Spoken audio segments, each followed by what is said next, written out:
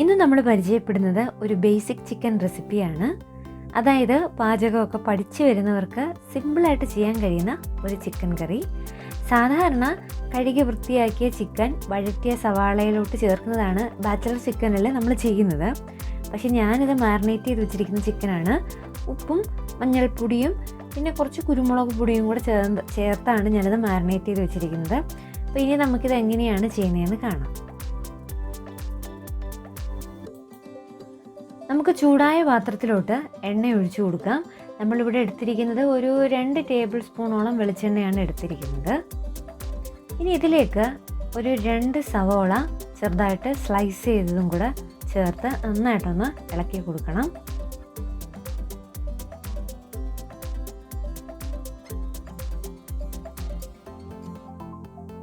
ഇതൊരു പകുതി വഴണ്ട് കഴിയുമ്പോൾ നമുക്കിതിനകത്തോട്ട് ഒരു 5-6 പച്ചമുളകും കൂടെ ചേർത്ത് കൊടുക്കാം.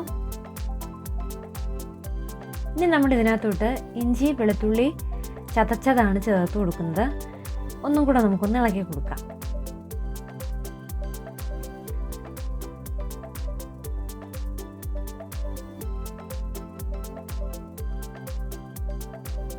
ഇതിലേക്ക് നമുക്ക് ഒരു 2 പഴുത്ത തക്കാളിയും കൂടെ ചേർത്ത് ഒന്നുകൂടെ വഴറ്റി കൊടുക്കാം.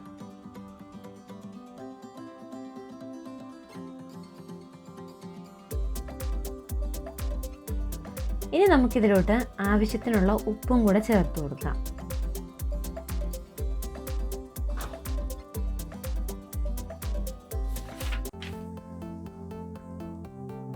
ഇനി നമുക്കിതിലോട്ട് കുറച്ച് പൊടികൾ ചേർത്ത് കൊടുക്കാം.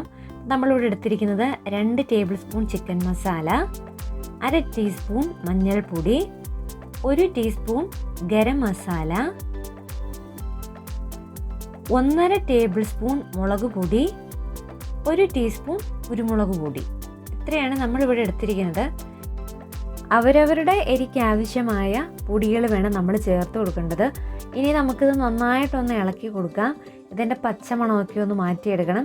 ഇപ്പോൾ നമ്മളിങ്ങനെ ഇളക്കുമ്പോഴത്തേന് നമ്മൾ ഓൾറെഡി എണ്ണ വളരെ കുറച്ചാണ് എടുത്തത്. അഥവാ എണ്ണ ഇല്ലയെന്ന് തോന്നുവാണെങ്കിൽ നമുക്ക് കുറച്ച് എണ്ണയും കൂടെ ചേർത്ത് കൊടുക്കാം.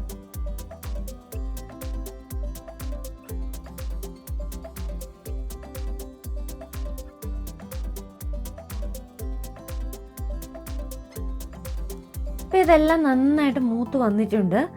നമ്മൾ ഇനി ഇതിലേക്ക് ചിക്കൻ ചേർത്ത് കൊടുക്കാം. ഞാൻ ആദ്യം പറഞ്ഞതുപോലെ ഇതിപ്പോൾ മാരിനേറ്റ് ചെയ്തതാണ്. ഇനിയിപ്പോൾ ചെയ്തില്ലെങ്കിലും കുഴപ്പമില്ല. കഴുകി വൃത്തിയാക്കിയ ചിക്കൻ ഇതിലോട്ട് അങ്ങിട്ട് കൊടുത്താൽ മതി.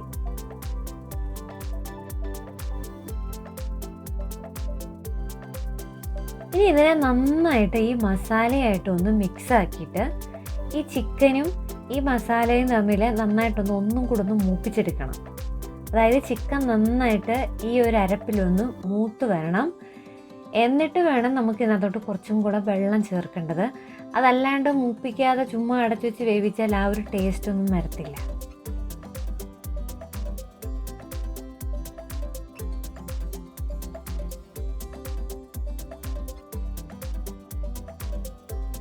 ഇപ്പം നമ്മൾ ഈ ചിക്കനെ ഈ അരപ്പിനകത്തിട്ട് നന്നായിട്ട് മൂപ്പിച്ചെടുത്തിട്ടുണ്ട്.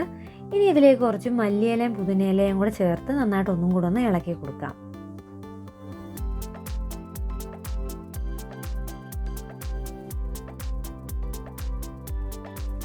ഇനി നമുക്കിതിലേക്ക് കുറച്ച് ചൂടുവെള്ളവും കൂടെ ചേർത്ത് ഒന്നുകൂടെ ഒന്ന് ഇളക്കി കൊടുക്കാം.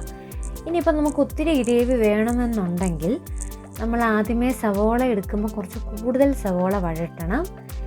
എന്നിട്ട് കുറച്ചും കൂടെ കൂടുതൽ വെള്ളം ഒഴിക്കണം. അതല്ലാന്നുണ്ടെങ്കിൽ ടേസ്റ്റ് ഉണ്ടാവത്തില്ല, കുറച്ച് ചാറ് മാത്രമേ കാണത്തുള്ളൂ. ഇനി നമുക്കിത് അടച്ചു വെച്ച് വേവിക്കാം. ഇടയ്ക്ക് നമ്മളൊന്ന് തുറന്ന് ഇളക്കി കൊടുക്കണം. അഥവാ ഉപ്പിൻ്റെ കുറവുണ്ടെന്നുണ്ടെങ്കിൽ നമ്മളിപ്പോൾ ഉപ്പ് ചേർത്ത് കൊടുക്കാം. ഈ കറിക്ക് ഉപ്പിൻ്റെ കുറവുണ്ടായിരുന്നു, അതുകൊണ്ട് ഇപ്പോൾ നമ്മൾ ഇച്ചിരി ചേർത്ത് കൊടുക്കുന്നുണ്ട്. അതുപോലെ നമ്മളിപ്പോൾ കുറച്ച് കുരുമുളക് പൊടിയും കൂടെ ചേർത്ത് കൊടുക്കുന്നുണ്ട്. നമ്മൾ ആദ്യം ഒരു പ്രാവശ്യം കുരുമുളക് പൊടി ഇട്ടതായിരുന്നു.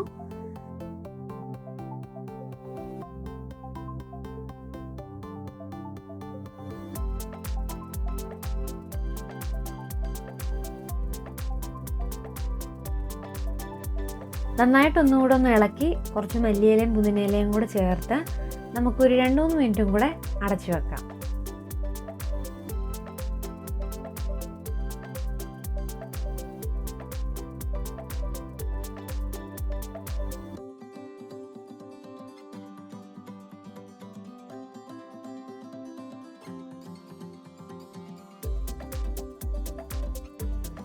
അങ്ങനെ നമ്മുടെ കറി റെഡി ആയിട്ടുണ്ട്. അപ്പോൾ ഇന്നത്തെ വീഡിയോ നിങ്ങൾക്ക് ഇഷ്ടപ്പെട്ടു എന്ന് വിചാരിക്കുന്നു. അടുത്ത വീഡിയോ ആയിട്ട് വീണ്ടും കാണാം.